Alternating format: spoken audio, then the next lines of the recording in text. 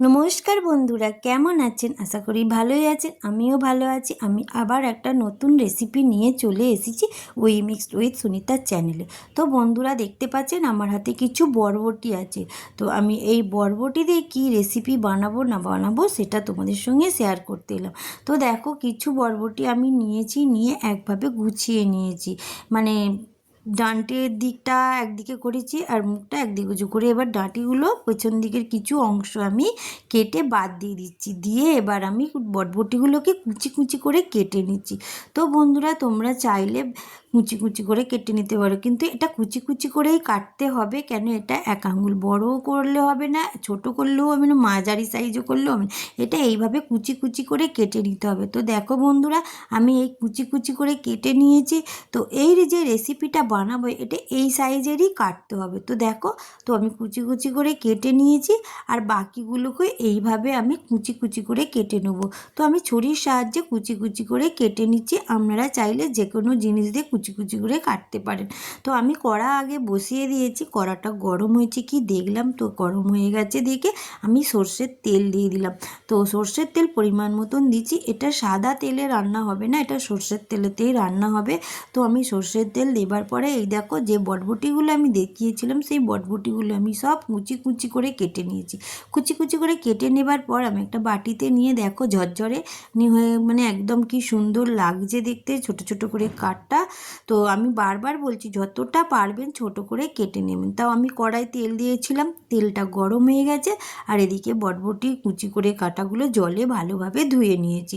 তো ধুয়ে এবার তেলটা গরম হোক, গরম হলে আমি এবার ওতে ফোড়ন দেবো। তো সেই ফোড়নের জন্য আমি দিচ্ছি এদিকে গোটা জিরে ফোড়ন দিয়ে দিলাম। দেখো, ফোড়নটা চড়বড় করে উঠলো। তো চড়বড় করে ওঠার পর ফোড়নটা ভাজা হয়ে গেছে। ভাজা হয়ে যাবার পর আমি ওতে দিয়ে দিলাম সেই বটবটি কুচিগুলো। বটবটি কুচিগুলোকে আমি আগে জল দিয়ে ভালো করে পরিষ্কার করে ধুয়ে নিয়েছি। নিয়ে এবার আমি কড়াতে সেই বটবটি কুচিগুলোকে দিয়ে দিয়েছি। বটবটি কুচিগুলোকে দেবার পরে আমি খুন্তি দিয়ে ভালোভাবে ওটাকে তেলের সাথে মিশিয়ে নিচ্ছি, বা একটু নেড়ে চেড়ে নিচ্ছি ভাজা ভাজা করার জন্যে। তো এদিকে আমার দেখো বটবটি কড়াই ভাজা ভাজা হয়ে গেছে, আমি খুন্তির সাহায্যে ভালোভাবে নেড়ে নিচ্ছি। তো বন্ধুরা, আমি এই বটবটিতে নুন দিইনি, আমি বিনা নুনেতেই ভাজা ভাজা করে নিচ্ছি। দেখো, আমার বটবটিগুলো ভাজা ভাজা হয়ে গেছে। আমি এবার সেই বটবটিগুলো একটা জায়গা নিয়েছি বা বাটি, তাতে এবার আস্তে আস্তে সেই বটবটির সবগুলোকে তুলে নিচ্ছি। নেবার পরে এদিকে আমি আবার কড়াতে তেল দিয়েছি। তো আগে কিছুটা তেল ছিল, তারপর আমি আবার কড়ায় তেল দিলাম। তো তেল দিয়ে তেলটা গরম হতে দিলাম। তো দেখছি গরম হয়েছে কি। তো তেলটা যখন গরম হয়ে গেছে, আমি আর কিছু ফোড়ন দিইনি, এতে ডাইরেক্ট আমি পেঁয়াজ কুচি দিলাম। তো এই পেঁয়াজটাও লম্বা লম্বা করে কাটবেন না, পেঁয়াজটা কুচি কুচি করে নেবেন। যতটা পারবেন পেঁয়াজ কুচি করে নেবেন, মানে একদম মিহি কুচিও নয়, বা যেটাকে বলে চপার সেই জিনিসটাও করবেন না। মানে লম্বা লম্বাও করবেন না, চপারের মতন করেও কুচোবেন না, কুচি কুচি মানে মিডিয়াম সাইজ কুচি কুচি করে নেবেন। তো আমি পেঁয়াজগুলোকে কুচি কুচি করে নিয়ে তেলের ওপর দিয়ে দিলাম এবার গোলাপি রং ধরার জন্যে। তো গোলাপি রং যখন ধরে এসেছে, দেখো বন্ধুরা, আমি কড়া থেকে তুলে তোমাদেরকে দেখাচ্ছি গোলাপি রং ধরে এসেছে। তো গোলাপি রং ধরে আসার পরে আমি এতে দিয়ে দেবো আদা রসুন বাটা। তো আমি দিয়ে দিয়েছি আদা রসুন বাটা পরিমাণ মতো। তো আমি 2 চামচের মতন আদা রসুন বাটা দিলাম। তো আদা রসুন বাটাটা দিয়ে এবার আমি কড়াতে পেঁয়াজের সঙ্গে ভালোভাবে কষে নেব, যাতে আদা রসুনের কাঁচা ভাবটা না থাকে। তো আমি কড়াতে আদা রসুনটাকে ভালোভাবে পেঁয়াজের সাথে কষে নিচ্ছি। দেখো বন্ধুরা, আমার এদিকে পেঁয়াজ আদা রসুন ভালোভাবে কষা হয়ে গেছে। তো আমি এবার এটাতে কি দেবো, এটাতে আমি দিয়ে দিচ্ছি টমেটম কুচি। তো টমেটম কুচি আমি 2টো বড় সাইজের টমেটম নিয়েছি। এটাতে একটু টমেটম বেশি গেলে ভালো লাগে এই রেসিপিটাতে। তো আমি 2টো বড় সাইজের টমেটম নিয়েছি। নিয়ে এবার আমি এটা ওই আদা রসুন পেঁয়াজের সাথে মিশিয়ে নিচ্ছি বা কষে নেবো ভালোভাবে। তো যত ভালোভাবে মশলা কষবে বন্ধুরা, ততই ভালো হবে। তো আমার টমেটমটা একটু নেড়ে দেবার পর আমি টমেটমের সাথে সাথে নুন দিয়ে দিলাম। টমেটমের সাথে সাথে নুন দিয়ে দিলে টমেটমটা তাড়াতাড়ি গলে হয়ে যায়। তো আমার পরিমাণ মতো নুন দেওয়া হয়ে গেছে টমেটোমের ওপরেই। তো বন্ধুরা টমেটোমের ওপরেই নুনটা দেবেন, যাতে মশলাটা আরও ভালোভাবে কষে যায় আর টমেটোমটা গলেও যায়। তো আমি নুন দিয়ে টমেটোম, আদা, পেঁয়াজ ভালোভাবে নাড়াচাড়া করে নিচ্ছি। তো ভালোভাবে নাড়াচাড়া করে নেবার পর আমি একবার চাপা দিয়ে দিচ্ছি। তো 2 মিনিট পর আমি ফেরত আসছি। তো বন্ধুরা দেখো আমি 2 মিনিট পর ফেরত এসেছি। এসে টমেটোম, আদা, রসুন, পেঁয়াজ সবটাকে আমি ভালোভাবে ঘেঁটে নিচ্ছি, মানে কষে নিচ্ছি। যে টমেটোমটা নরম হয়েছে কিও সেটা দেখছি। তো দেখলাম আমার টমেটোম নরম হয়ে গেছে। তো আমি আবার এটাকে ভালোভাবে কষবো। তো নাড়াচাড়া করে নেবো। এতে এখনও মশলা যাবে বন্ধুরা। কি মশলা দিচ্ছি? আমি দিলাম পরিমাণ মতন হলুদ গুঁড়ো, আর দিচ্ছি পরিমাণ মতন লঙ্কা গুঁড়ো। তো তারপর দিলাম আমি জিরে গুঁড়ো। তো জিরে গুঁড়ো দিয়েছি 1.5 চামচের মতন। এখন দিয়ে দিচ্ছি আমি ধনে গুঁড়ো। তো ধনে গুঁড়ো আমি 1.5 চামচের মতন দিয়েছি। তো বন্ধুরা আমি যে লঙ্কা গুঁড়োটা দিচ্ছি ওটা ঝালবালা লঙ্কার গুঁড়ো, ওটা কাশ্মীরি লঙ্কার গুঁড়ো না, ওটা ঝালবালা লঙ্কার গুঁড়ো। তো আমি ঝালবালা লঙ্কার গুঁড়ো দিয়ে সব মশলা দিয়ে আবার আমি কষতে আছি। তো আমি বন্ধুরা আগেই বলেছি মশলা যত ভালো কষবে তত রেসিপি টেস্টি আসবে। তো আমি সব মশলা দিয়ে কষে লাস্টে দেখতে পাচ্ছেন এটা আমি দিলাম কাশ্মীরি লঙ্কার গুঁড়ো। তো এটা ঝাল নয়, এটা রং আনার জন্যে, দেখতে ভালো হবে, কালার আনার জন্যে কাশ্মীরি লঙ্কার গুঁড়োটা দিলাম। দিয়ে এবার আমি ভালোভাবে এটাকে কষে নিচ্ছি বন্ধুরা। একদম কষতেই থাকতে হবে, ভালো করে কষে নিতে হবে যতক্ষণ না এর তেল ছাড়ছে। তো আমি কষে নিচ্ছি, কষতে কষতে এবার আমি ওটাকে আবার চাপা দিয়ে দিলাম, যাতে মশলাটা ভালোভাবে সিদ্ধ হয়ে যায় বা কষা হয়ে যায়। তো দেখো আমি কষে নিয়ে চলে এসেছি, ঢাকনটা খুলে নিয়েছি। নিয়ে আমি আবার খুন্তির সাহায্যে সব মশলাটাকে আমি ভালোভাবে কষছি। তো কষছি।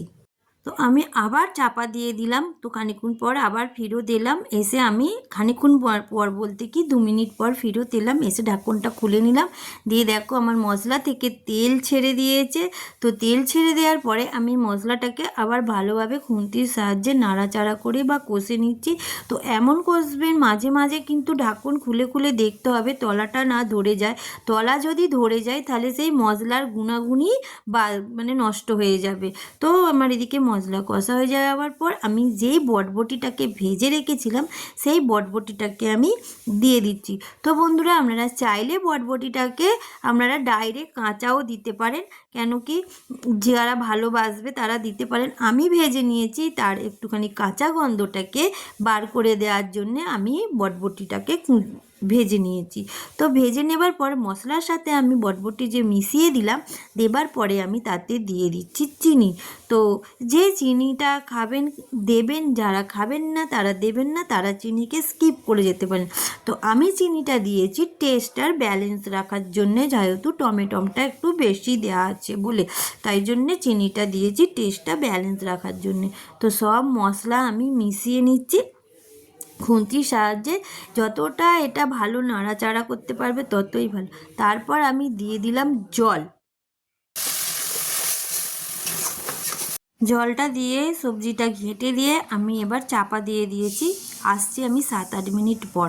তো 7-8 মিনিট পর ফিরে এসে আমি ঢাকনটা খুলে নিলাম, নিয়ে আবার আমি নেড়ে দিলাম। বন্ধুরা আমার এই রেসিপিটা যদি তোমাদের ভালো লেগে থাকে তাহলে লাইক, শেয়ার, কমেন্ট আর সাবস্ক্রাইব করবে বন্ধুরা। আর আমার পাশে থেকে আমাকে এগিয়ে নিয়ে যাবে। আর যারা নতুন বন্ধু আমার এই ভিডিওটা দেখছো তাদেরকে অনেক অনেক ভালোবাসা। তোমরা আমার এই চ্যানেলটাকে সাবস্ক্রাইব করে আমার সাথে থাকবে। তো বন্ধুরা আমি নাড়াচাড়া করে নিয়েছি। নেবার পরে আমি আবার চাপা দিয়ে দিলাম। চাপা দিয়ে আবার খুলে নিয়েছিলাম, বললাম না মাঝে মাঝে নাড়তে হবে। তো আমি একটু টেস্ট করে দেখেছিলাম যে নুনটা কম হয়েছে। তো বন্ধুরা আপনারা একটু দেখে নেবেন, নুন কম বেশি হলে আপনারা একটু দিয়ে নেবেন। তো আমার কম হয়েছিল নুন, তাই জন্যে আমি আবার নুন দিয়েছিলাম। দিয়ে আমি আবার চাপা দিয়ে দিলাম। তো চাপা দিয়ে বন্ধুরা দেখো খুলে নিয়েছি। নিয়ে আমার এদিকে দেখো কি সুন্দর টকবক করে ফুটছে তরকারি, মতলব এই রেসিপিটা। তো আমার এই রেসিপিটা দেখছো কত সুন্দর কালারও ছেড়ে দিয়েছে, দেখতেও ভালো হয়েছে। তো বন্ধুরা তোমাদের কাছে আমি আবারও বলছি, আমার এই ভিডিওটা ভালো লাগলে লাইক, শেয়ার, কমেন্ট আর সাবস্ক্রাইব করবেন। আর তোমরা একটা ছোট্ট করে কমেন্ট করে দিও। তোমাদের কমেন্টের আশায় থাকবো, আর তোমাদের কমেন্ট পেয়ে আমি অনেক আনন্দিত হব। তোমাদের কমেন্ট পেলে আমি আরও রেসিপি আনতে, নতুন নতুন রেসিপি দিতে ইচ্ছুক হব। তো বন্ধুরা দেখো, আমার একদম পুরো জল শুকনো শুকনো হয়ে গেছে। এই রেসিপিটা রুটি, লুচি, পরোটা বা ভাতের সঙ্গেও খুব ভালো লাগে। তো এই রেসিপিটা আমার হচ্ছে বটবটির কালিয়া। তো অনেকেই বটবটি খেতে চায় না, ছোট বড় কেউই বটবটি খেতে চায় না। তো তাদের জন্য এই রেসিপিটা করে দেবেন বন্ধুরা। তো দেখবেন যে বটবটি সবাই চেয়ে খাচ্ছে বা আবারও বলবে দিতে। তো এই রেসিপিটা এত সুন্দর হয়েছে। তোমার এই রেসিপিটা হয়ে যাবার পর আমি একটা জায়গা নিয়েছি, সেই জায়গাতে আস্তে আস্তে রেসিপিটাকে আমি নামিয়ে নিচ্ছি। তো বন্ধুরা টাটা, বাই বাই। আবার আমি অন্য ভিডিওর সঙ্গে তোমাদের সঙ্গে দেখা হচ্ছে। টাটা।